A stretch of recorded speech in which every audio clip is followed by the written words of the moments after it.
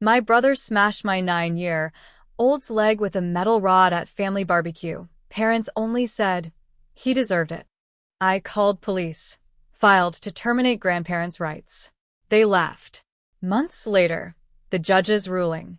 Have you ever had that gut-wrenching feeling, the one screaming at you that something is wrong, but you ignore it because it's family? That day, I ignored it.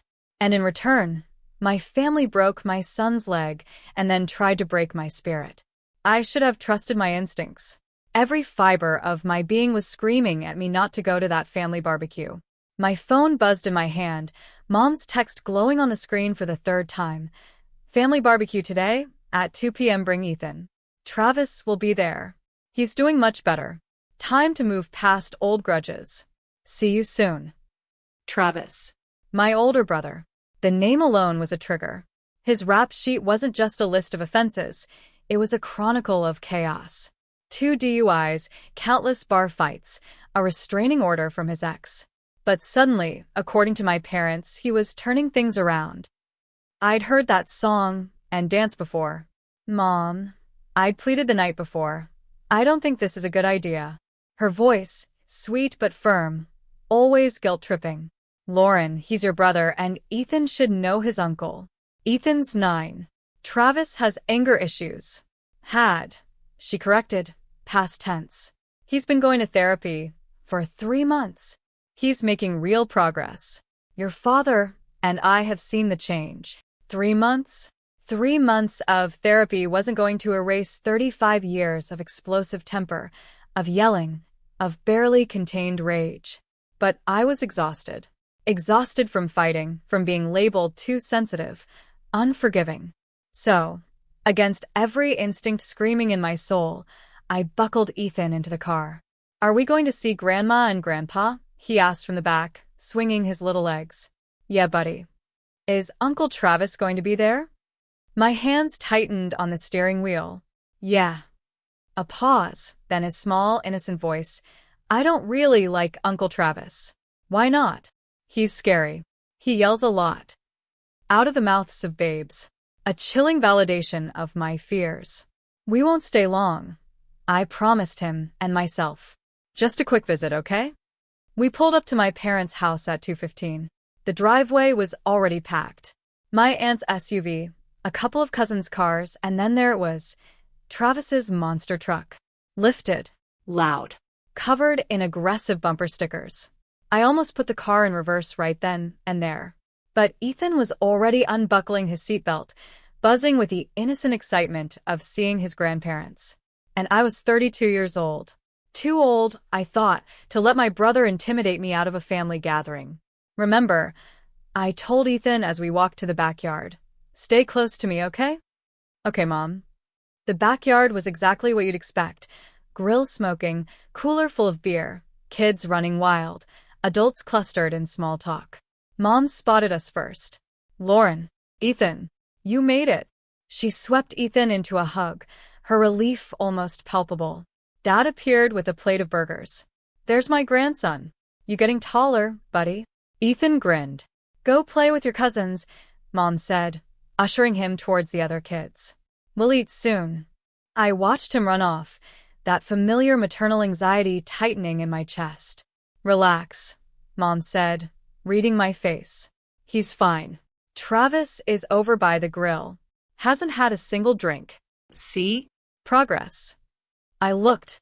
Travis stood near Dad, flipping burgers. He'd gained weight since I'd last seen him, his hairline receding, but the energy was the same. That coiled, barely contained aggression in the way he moved. He looked up, caught my eye, nodded once. I nodded back. That was the extent of our relationship now, terse acknowledgments across crowded rooms. The first hour was fine. I talked to my aunt about her new job, helped Mom with the potato salad, kept one eye on Ethan.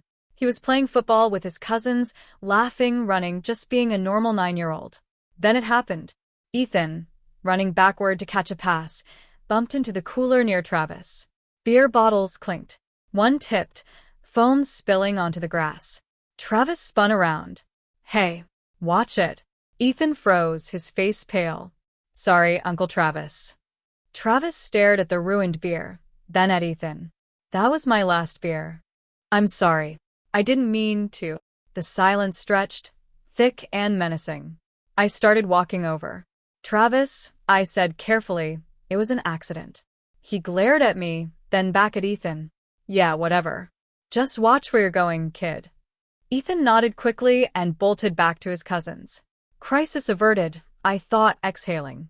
20 minutes later, Ethan was playing near the fence, throwing the football up and catching it, just like he did in our backyard. One throw went wild. The ball rolled across the grass, right to Travis's feet. Travis picked it up. Ethan jogged over. Can I have my ball, Uncle Travis? Travis held it, looked at Ethan. Say, please. Please what? Ethan's face scrunched in confusion. Please, can I have my ball back? Travis smiled then, not a friendly smile, but a predator's grin. Nah. Then he threw it. Hard. Over the fence. Into the neighbor's yard. Ethan's face crumpled. That's my ball. Then go get it. Travis turned back to his conversation, a smirk playing on his lips. Ethan stood there, tears welling up, trying so hard not to cry in front of everyone. I was across the yard in seconds. Travis, what the hell? He turned slowly. What? You just threw his ball over the fence. Kid needs to learn to hold on to his stuff. He's 9. So? I knew how to take care of my things at 9. My blood ran cold. You threw a tantrum and broke Dad's lawnmower at 9. His face darkened instantly. That's not the same. Give him the ball back, or get him a new one. I'm not climbing the fence for some kid who can't catch. Ethan was crying now, quietly, shoulders shaking. I put my arm around him. It's okay, buddy. We'll get it later. I want to go home, he whispered. Yeah, me too. Travis scoffed. Real tough, Lauren. Raising a crybaby. Don't, I said, my voice low, a warning. Don't talk about my son. Or what? Or we're leaving, and you'll never see him again. Oh no, what a loss. Ethan pulled away from me, started toward the house, crying, embarrassed. Travis yelled after him, the words like poison. Yeah, run just like your dad ran from you. Everything went red. My ex-husband had left because of infidelity, because he couldn't keep his pants on. My parents knew this. Travis knew this. But he'd always blamed me anyway, said I was too controlling, that I'd driven him away. The unfairness of it all, the sheer cruelty, slammed into me. What did you just say? You heard me. Kid's dad couldn't handle your crazy either. You're disgusting, I spat. And you're raising a weak kid. I turned, shaking, started after Ethan. I needed to find him, comfort him, get out of this toxic place. Then I heard the scream. Not a kid playing scream. A real scream. Pain. Terror. I ran back around the corner of the house, to the side yard. Ethan was on the ground, his leg bent at a sickening, wrong angle, screaming, sobbing. Travis stood over him, holding the metal barbecue rod, the one we used to hang tools on the grill. Time stopped. What did you do? My voice didn't sound like mine. He tried to hit me. Little brat came at me with a stick. I looked at the ground. There, next to Ethan, lay a small twig, maybe 6 inches long. The kind kids pick up to play with. He's 9 years old. I dropped to my knees next to Ethan. His leg. Oh God, his leg. Baby, it's okay. Mom's here. I'm here. It hurts. He was hyperventilating. Mom, it hurts so bad. My phone. Where was my phone? Found it. Dialed 911. 911. What's your emergency? My son, he's 9. His leg is broken. We need an ambulance. People were gathering now. Mom. Dad. Aunt Kelly. What happened? Mom's voice was shrill with panic. Travis hit him. I was trying to keep my voice steady for Ethan. He hit him with the metal rod. That's not what happened. Travis dropped the rod, kicked it away. Kid attacked me. I defended myself. He's 9. Dad pulled Travis aside. What did you do? Nothing. The kid came at me. I gave the 911 operator the address, stayed on the line, held Ethan's hand. Ambulance is coming, baby. Hang on. Just hang on. He was crying so hard he could barely breathe. Mom knelt next to me. Oh my God. Oh my God. Ethan, don't touch him. I snapped. Lauren, I'm trying to help. You invited him here. You said he was better. Look what he did. Sirens wailed in the distance. Travis was pacing, agitated. This is crazy. I didn't do anything wrong. Kid attacked me. The ambulance pulled up. 2 EMTs rushed over. What happened? He was hit with a metal rod. His leg. They took over, gently examining Ethan, talking to him in calm, soothing voices. Okay, buddy, we're going to help you. This is going to hurt a bit when we move you. Ethan screamed when they shifted him onto the backboard. A police car pulled up. 2 officers. One approached me. Ma'am, can you tell us what happened? My brother hit my son with that. I pointed to the metal rod on the ground. Broke his leg. The officer looked at Travis. Sir, is that true? No. The kid came at me with a stick. I pushed him away. He fell. He didn't fall. I was shaking with fury. He hit him. I want him arrested. Ma'am, we need to get statements from everyone. Dad pulled the officer aside, started talking in a low voice, gesturing. I couldn't hear what he was saying, but I could guess. Family misunderstanding. Boys being boys. Accident. No need to make a big deal. The EMT approached me. We need to transport him. You can ride with us. Yes. Yes, I'm coming. Mom grabbed my arm. Lauren, wait. Let's talk about this. Get off me. Travis didn't mean to. Your son broke my son's leg and you're defending him? We're not defending anyone, but calling the police, really? I stared at her, utterly bewildered.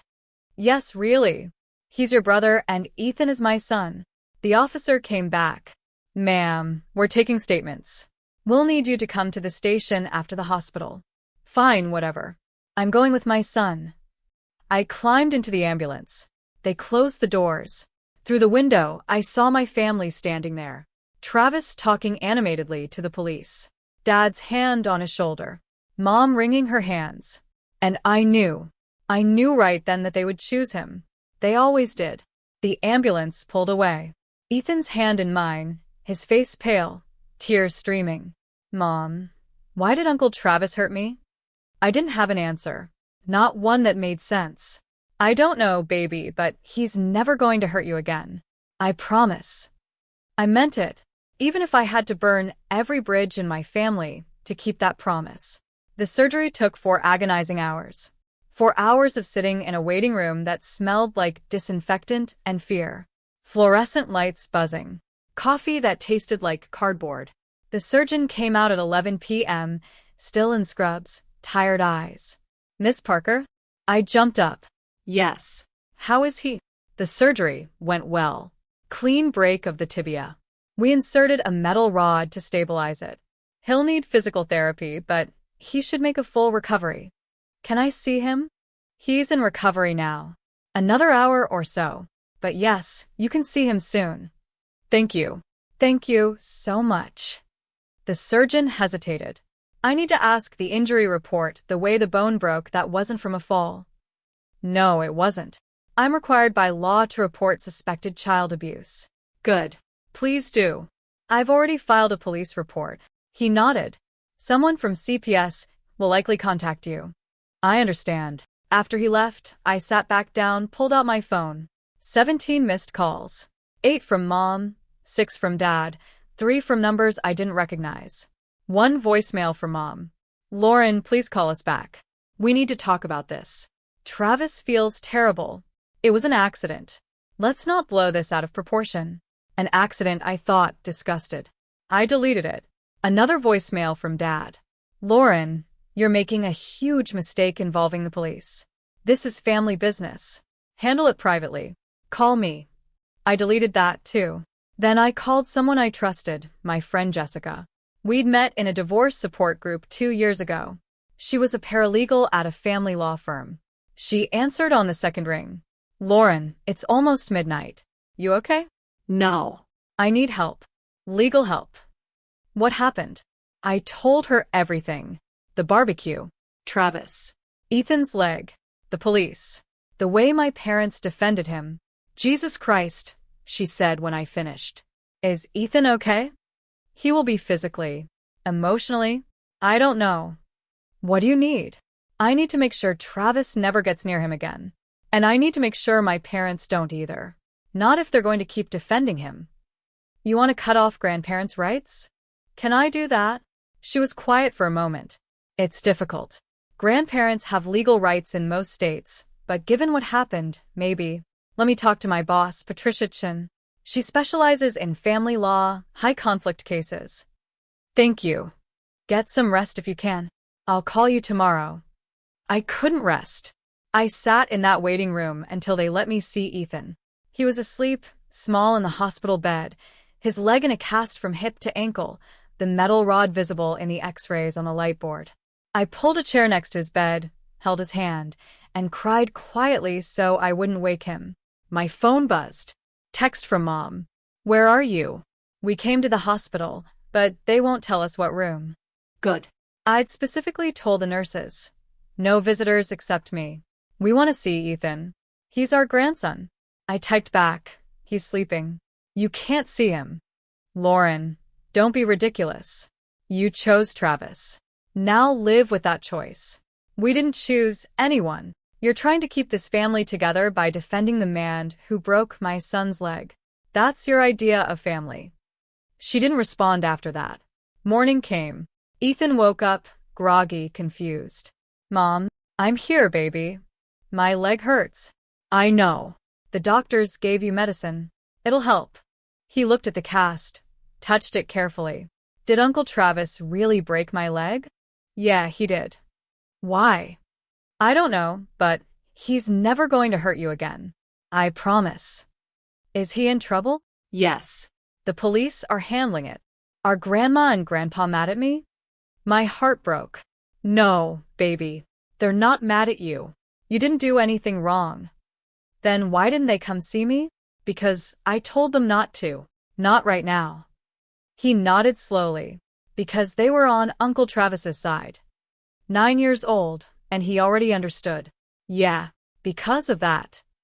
Okay. Jessica called later that morning. Patricia can see you today at 3 p.m. Can you make it? I'll make it. Patricia Chen's office was in a converted house downtown. Professional but warm. Bookshelves full of legal texts, photos of her family on the desk. She was mid-50s, sharp eyes, kind smile. Lauren, Jessica told me what happened. I'm so sorry. Thank you. Tell me everything from the beginning. Don't leave anything out. I did. The whole story. Travis's history, my parents enabling, the barbecue, the injury, the aftermath. She took notes, asked questions. Her expression got progressively more serious. Do you have the police report? Not yet. They said it'll take a few days. What about hospital records? The surgeon said he filed a report with CPS. Good. That helps. She leaned back. Here's the situation. Terminating grandparents' rights is very difficult. Courts generally favor maintaining family relationships, even when they enable abusers. Even then, you'll need to prove that continued contact is harmful to Ethan, physically or emotionally. They defended the man who broke his leg. I know, and we'll use that. But judges are hesitant to completely sever grandparent relationships. They'll push for supervised visitation instead. I don't want them near him. Not if they're still in contact with Travis. Are they? I assume so. Travis is living in their basement. Patricia's eyebrows rose. He lives with them? Has for 6 months, since his girlfriend kicked him out. She made a note. That's significant. Ongoing contact with the person who harmed Ethan. So what do? We file a petition to terminate grandparents' visitation rights. Cite failure to protect, enabling of abuser, and potential ongoing danger. We gather evidence, medical records, police reports, CPS findings, witness statements. Will it work? Honestly, it's maybe 50-50, but given the circumstances, we have a shot. Then let's do it. We filed the petition 3 days later. The backlash was immediate. Dad called. You did what? I filed to terminate your visitation rights with Ethan. You can't do that. I can. And I did. We're his grandparents. We have rights. You had responsibilities. You failed. This is insane. Over one incident. One incident where you defended the person who broke your grandson's leg. Travis made a mistake. And you're making one now by continuing to defend him. He hung up on me. Mom tried next, crying. Lauren, please don't do this. We love Ethan. Then you should have protected him. We didn't know Travis would. Yes, you did. He's been violent his whole life. You just chose to ignore it.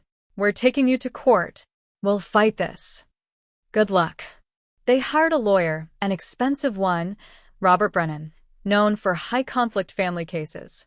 He sent a letter, full of legal jargon, essentially saying, "Drop the petition or we'll destroy you in court."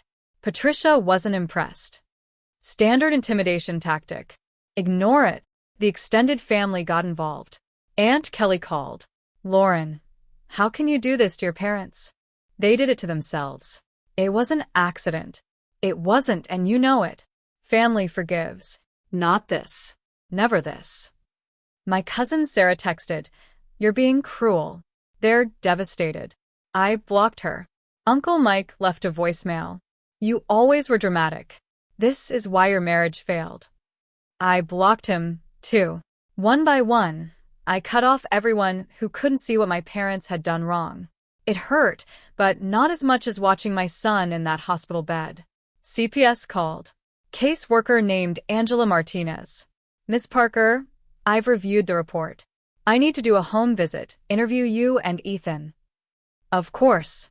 When? Tomorrow at 2 p.m. She came, professional, thorough, looked through our apartment, asked questions. "Ethan, can you tell me what happened at the barbecue?" He was nervous, his voice small. "Uncle Travis threw my ball over the fence. Then he said mean things. Then he hit me with what? The metal stick from the grill." "Did he say anything when he hit you?" "He said I tried to hit him, but I didn't. I just wanted to go inside." Angela made notes. "How do you feel about seeing Uncle Travis again?" "I don't want to. He scares me." "What about Grandma and Grandpa?" Ethan looked at me, then back at Angela. "I don't know. They said it was my fault." "Did they say that to you directly?" "No, but Mom said they were on Uncle Travis's side." Angela turned to me. "Have your parents attempted contact?" "Calls, texts. They showed up at my work. I had security remove them." "Have they expressed remorse?" I pulled out my phone, showed her the texts. "You're tearing this family apart. Travis made a mistake. Stop punishing everyone. Ethan needs his grandparents." Angela read them. Her expression hardened. "These don't show concern for Ethan. They show concern for themselves." That's what I thought. She finished her report 2 weeks later, sent it to Patricia. Patricia called me immediately. "Lauren, sit down. Is it bad?" "It's good. Very good. Angela's recommending no contact between Ethan and your parents as long as they maintain contact with Travis." "Really?" Her words. "The grandparents have prioritized the perpetrator over the victim. Continued contact poses emotional harm to the child." I started crying. "So, we have a chance? We have more than a chance. We have a strong case." The court date was set. For months out.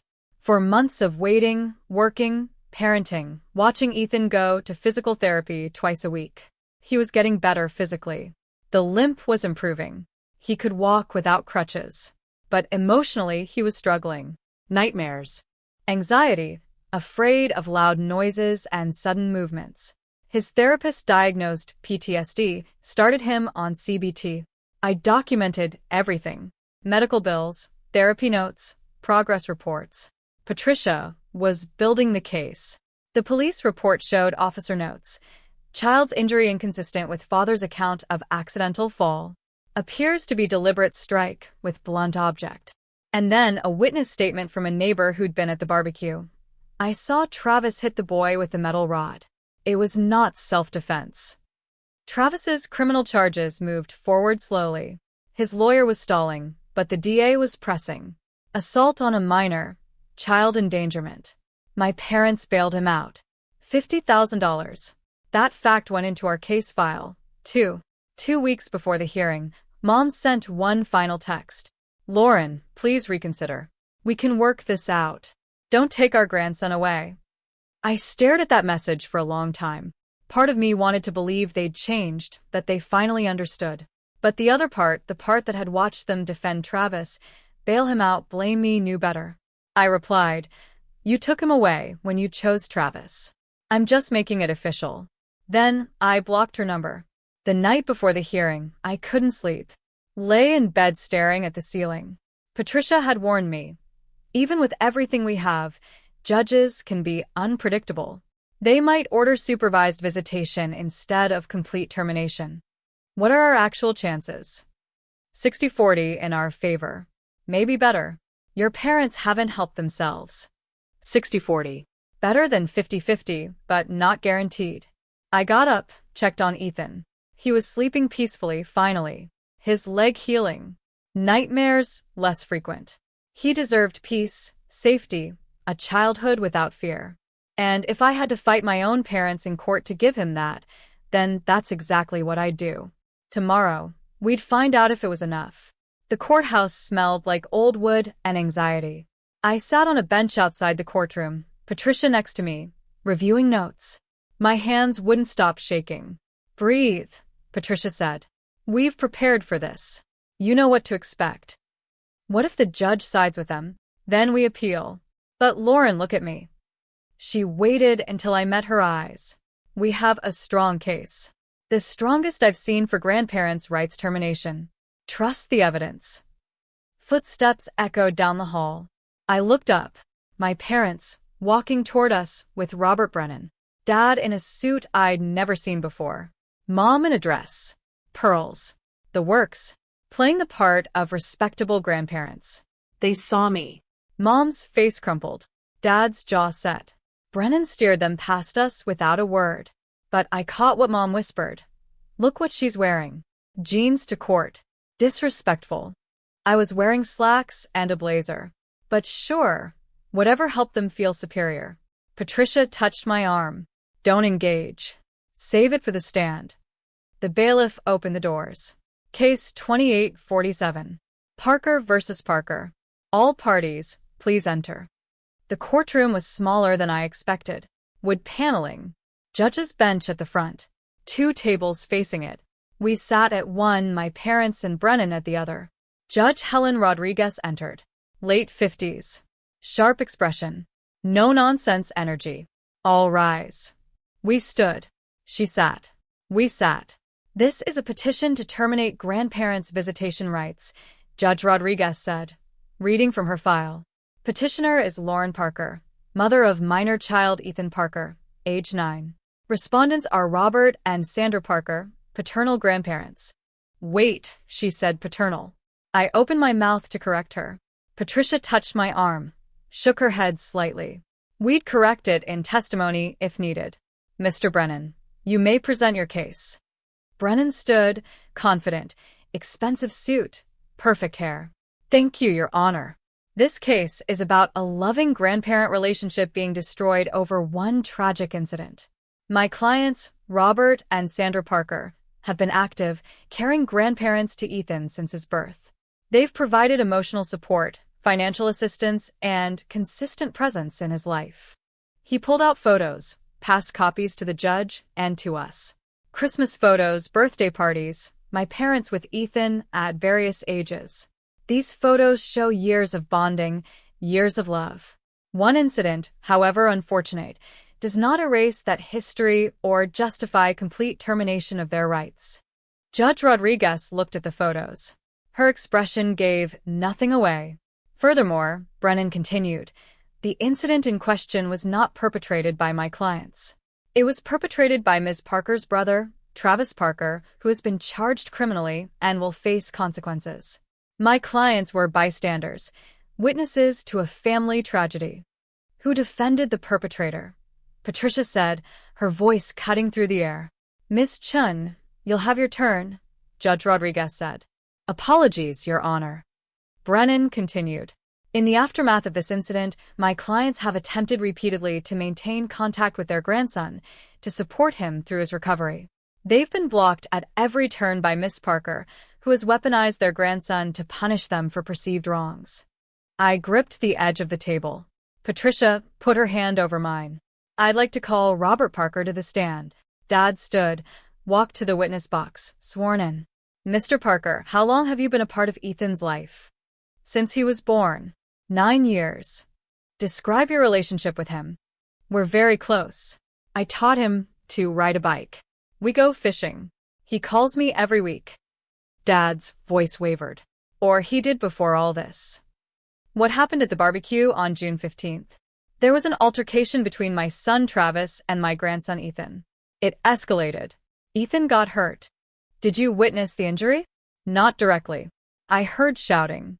By the time I got there, Ethan was on the ground. What did you do? Called 911. Tried to help. Lauren was there. She was upset. Understandably. Did you ever intend for Ethan to be harmed? Of course not. I love that boy. Patricia stood. Objection. Leading. Sustained. Mr. Brennan. Rephrase. How do you feel about your grandson? I love him. He's my world. Brennan nodded. No further questions. Patricia approached. Mr. Parker, you said you didn't witness the injury directly. Correct. Correct. But you spoke with your son Travis immediately after. Correct. Yes. What did he tell you? That Ethan came at him with a stick. That he defended himself. Did you believe him? Dad hesitated. Yes. Even though Ethan is 9 years old and Travis is 35, Travis felt threatened by a 9-year-old child. Objection, Brennan said. Argumentative. I'll allow it, Judge Rodriguez said. Answer the question, Mr. Parker. Dad shifted uncomfortably. I don't know what Travis felt. I wasn't there. But you believed his version of events over your daughter's. Lauren was emotional, understandably, but not seeing clearly. Patricia pulled out her phone. Your Honor, I'd like to enter into evidence text messages from Mr. Parker to Miss Parker. She handed copies to the judge and to Brennan. Read one aloud. Text from Robert Parker. June 16th, 9:47 p.m. You're making a huge mistake involving police. This is family business. Handle it privately. Dad's face reddened. You told your daughter not to report the assault on your grandson? I thought we could handle it within the family. Why? Because that's what families do. Even when a child is seriously injured? He was going to be fine. Mr. Parker, Ethan had a compound fracture of the tibia, required surgery, a metal rod inserted, 3 months of physical therapy. Does that sound fine to you? I didn't mean. Another text. June 20th. Stop punishing everyone. Travis made a mistake. You called assaulting a child a mistake. It was an accident, wasn't it? Because witnesses say otherwise. What witnesses? Patricia smiled. We'll get to that. Final question, Mr. Parker. Is Travis currently living with you? Silence. Mr. Parker? Yes. The man who broke your grandson's leg is living in your home? He's my son. He needed a place to stay. And Ethan, your grandson, does he need a safe space? Ethan is safe with us. Is he? When the person who hurt him lives under your roof? Objection. Brennan was on his feet. Counsel is badgering the witness. Sustained. Ms. Chen. Move on. No further questions. Dad stepped down, looking shaken. Mom was next. Sandra Parker took the stand, dabbed her eyes before Brennan even asked the first question. Mrs. Parker, tell us about your relationship with Ethan. He's my baby, my first grandchild. I was there when he was born. I've been there for every birthday, every milestone. What happened on June 15th? It was supposed to be a nice family day. Then everything went wrong. Ethan got hurt. It was horrible. Did you intend for him to be harmed? Never. I would never. How have the last 4 months been for you? Mom started crying. Devastating. I miss him so much. I just want to see my grandson, to hug him. Tell him I love him. No further questions. Patricia stood. Mrs. Parker, you said you were at the barbecue when Ethan was injured. Yes. Did you see what happened? Some of it. Did you see Travis strike Ethan with the metal rod? A long pause. It happened so fast. That's not what I asked. Did you see it? Yes or no? Yes. And what did you do? I didn't know what to do. It was chaos. Did you check on Ethan? Eventually, your grandson was screaming with a broken leg, and you eventually checked on him? I was in shock. More in shock than the 9-year-old child. That's not fair. Patricia pulled out more texts. Text from Sandra Parker to Lauren Parker, June 18th. If you'd raised Ethan better, this wouldn't have happened. The courtroom went silent. You blamed the victim, Patricia said quietly. I didn't mean it like that. How did you mean it? I was upset, confused. Another text. June 25th. Ethan probably provoked Travis. These things happen. Do you stand by that statement? No. I was wrong. Were you? Because Travis is still living with you. He's our son, and Ethan is our grandson. Why does Travis get your protection and Ethan doesn't? Mom broke down crying. I love them both. If you love Ethan, why haven't you asked to see him? To check how he's doing? Lauren won't let us. Your text to Lauren, all 17 of them in the last 4 months. How many asked about Ethan's recovery? Silence. I'll answer, 0. Every single text was about your rights, your feelings, your desire to see him. Not one asked if he was okay. I assumed he was fine. Assumed, or didn't care to ask? Objection. Brennan was on his feet. Withdrawn, Patricia said. No further questions. Judge Rodriguez called for a recess. 20 minutes in the hallway. I finally let myself breathe. You destroyed them, I said. Evidence destroyed them. I just presented it. Patricia checked her notes. We're up next. You ready? As ready as I'll ever be. When we reconvened, Patricia called me to the stand. I swore to tell the truth, sat down, faced my parents across the courtroom. Miss Parker, Patricia began, tell us what you witnessed on June 15th. I took a breath, told the story, every detail. Ethan asking for his ball, Travis throwing it, the insult, Ethan running away, then the scream. What did you see when you got there? Ethan on the ground, leg broken, Travis holding the metal rod. What did Travis say? That Ethan attacked him. That he defended himself. Did you believe him? No. Ethan's 9. Travis is 35. It wasn't self-defense. What did your parents do? Defended Travis, made excuses. My father tried to convince the police it was a misunderstanding. Patricia introduced the hospital records, the doctor's notes, CPS report, then the surprise witness. I'd like to call Margaret Chen. An older woman entered. Mid-60s. Kind face. The neighbor who'd been at the barbecue. She took the stand. Mrs. Chen, were you present at the Parker family barbecue on June 15th? Yes. My daughter is married to Lauren's cousin. I was invited. Did you witness the incident involving Ethan Parker? I did. Please describe what you saw. The little boy was walking away from Travis. He looked upset. Travis called after him. Said something cruel. The boy started crying. Then Travis picked up the metal rod and struck him. Struck him, not pushed him? No. He struck him deliberately across the leg. The boy fell immediately. My mother gasped. Dad's head dropped. Any doubt in your mind? None. That man attacked a child. Brennan tried to cross-examine. Mrs. Chun, isn't it possible you saw? I'm 67 years old. My eyes work fine. I saw what I saw. But from a distance. I was 10 feet away. I saw everything. Brennan sat down. Judge Rodriguez looked at her notes, looked at my parents, looked at me. Closing arguments. Brennan stood. Your Honor, my clients made mistakes in the aftermath of a traumatic event, but that doesn't justify complete severance of a loving grandparent relationship. We ask for supervised visitation at minimum. Patricia's turn. Your Honor, this isn't about a mistake. It's about a pattern. These grandparents chose an abuser over a victim, blamed a 9-year-old child, provided housing to the man who broke their grandson's leg. They show no remorse, no accountability. Continued contact poses ongoing emotional harm to Ethan. We ask that you protect this child by granting the petition. Judge Rodriguez closed her file. I'll issue my ruling in 30 days.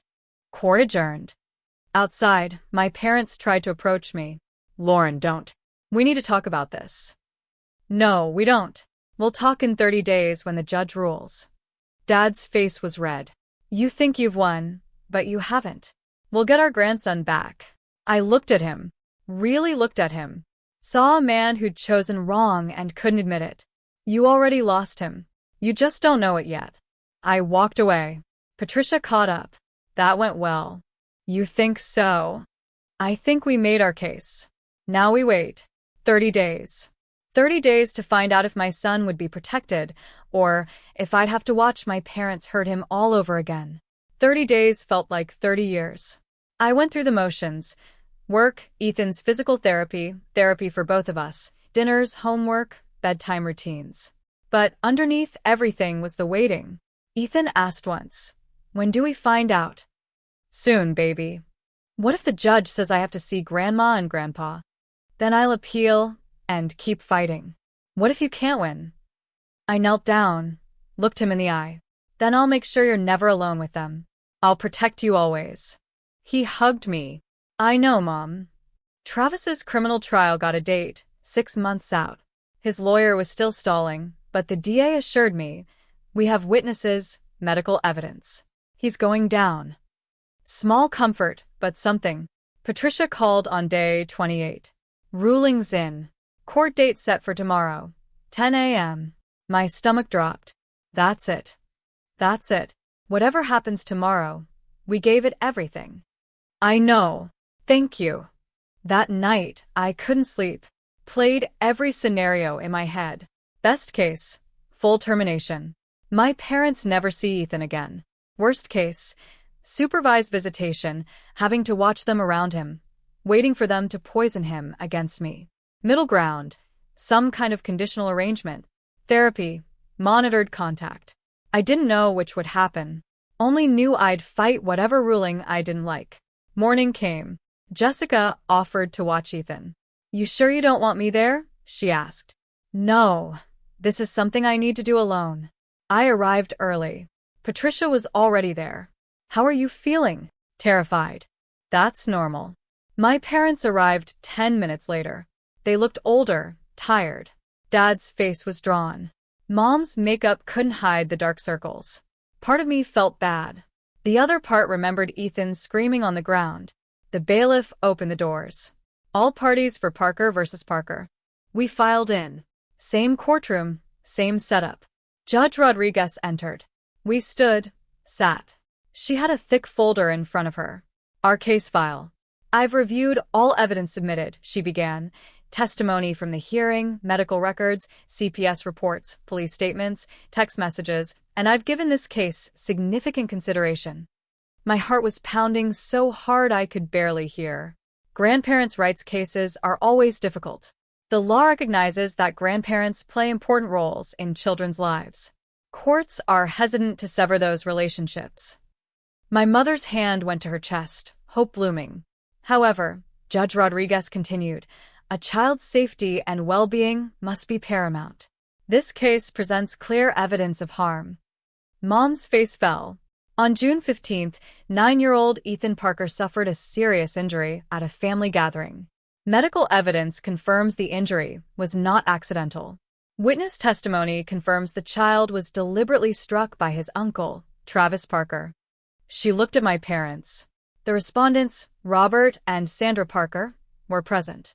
They witnessed the aftermath, and their response was not to protect the child, but to defend the perpetrator. Dad started to speak. Judge Rodriguez held up her hand. I've read the text messages, the attempts to discourage police involvement, the blame placed on a 9-year-old child. Most concerning, Travis Parker continues to reside with the respondents. This demonstrates ongoing prioritization of the perpetrator over the victim. Your Honor, Brennan stood. My clients have expressed. Sit down, Mr. Brennan. I'm not finished. He sat. I've also reviewed the CPS report. The finding is clear. Continued contact between Ethan Parker and his grandparents poses emotional harm, particularly as long as they maintain contact with his assailant. Judge Rodriguez closed the folder. This court finds that the petitioner has met her burden of proof. The respondents have demonstrated an inability or unwillingness to protect the minor child from harm. My mother started crying. Therefore, the petition to terminate grandparents' visitation rights is granted. I couldn't breathe. Effective immediately, Robert and Sandra Parker are prohibited from contact with Ethan Parker. This includes in-person, telephone, electronic, or third-party contact. Your Honor, Dad stood. Please, Mr. Parker, sit down. This is our grandson. You can't. I can and I have. The order is final. Violation will result in contempt charges and possible arrest. Brennan pulled Dad back into his chair. Judge Rodriguez continued, this ruling may be reviewed after 2 years if the respondents can demonstrate significant change. Specifically, they must terminate contact with Travis Parker, complete family therapy, and show genuine accountability for their actions. She looked at me.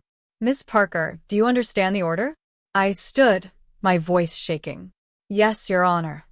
You'll receive written documentation within 3 days. This court is adjourned. The gavel banged. Patricia grabbed my arm. We won. We won. Complete termination. That almost never happens, Lauren. You won. I started crying. Relief, grief, victory, all mixed together. Across the courtroom, my mother was sobbing. Dad sat frozen. Brennan was packing his briefcase, looking grim. They started toward me. Lauren, Mom's voice was broken. Don't. Patricia stepped between us. The judge's order is in effect. You need to leave. She's our daughter, and she has a restraining order being filed against contact with her son. I suggest you go. Security appeared. Folks, time to move along. My parents left. Mom looking back. Dad's shoulders slumped. I watched them go. Felt something break and heal simultaneously. Outside the courthouse, I called Jessica. How'd it go? We won. Complete termination. Oh my God, Lauren. That's incredible. Can I talk to Ethan? Of course. His voice came on. Mom, hey, baby. What happened?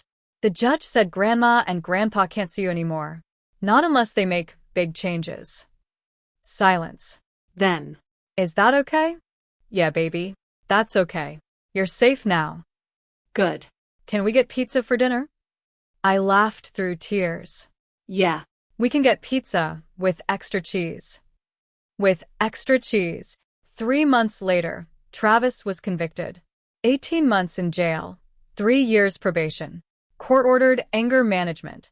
My parents attended every day of his trial, sat in the front row, supporting him. Ethan and I didn't go. Didn't need to. The conviction was enough. 6 months after the ruling, I got a letter from my mother, handwritten. Lauren, I know you probably won't read this, but I need to write it anyway. I was wrong about everything. About defending Travis, about blaming Ethan, about not protecting him when he needed it most. I've been in therapy, trying to understand how I let this happen, how I chose wrong so many times. Your father and I separated. I couldn't stay with someone who refused to see what we'd done. He still talks to Travis. I don't. I'm not asking for forgiveness. I'm not asking to see Ethan. I'm just asking you to know. I see it now. And I'm sorry. I hope someday you can tell Ethan that his grandmother loved him, even when she failed him. I'm sorry, Mom. I read it 3 times. Put it in a drawer. Maybe someday I'd show Ethan when he was older, when he could process it. But not today. Today, we were going to the park. Ethan wanted to practice soccer. His leg was fully healed. Just a small scar remained. Mom, come on. He was already at the door, ball in hand. Coming. We drove to the park, sun shining. Perfect day. He ran ahead, laughing. No limp anymore. Just a 9-year-old kid being a kid. I sat on a bench, watched him play. My phone buzzed. Text from Patricia. How are you doing? I replied. Good. Really good. The ruling stands. No appeal filed. It's over. I know. Thank you for everything. You did this. You protected your son. That's what matters. She was right. I'd protected my son from the people who were supposed to love him most. It wasn't the ending I'd wanted. Wasn't the family reunion story. but it was the right ending. Ethan ran over, sweaty and grinning. Mom, did you see that goal? I saw it. Amazing. Can we stay longer? I looked at him. Healthy, happy, safe. Yeah, baby. We can stay as long as you want. He ran back to the field, and I sat there watching him play, knowing I'd made the right choice, even when it was the hardest choice. Even when it cost me my family, because he was my family, and protecting him was all that mattered. What do you all think? Have you ever had to choose between protecting someone you love and maintaining family ties? I really want to know your stories.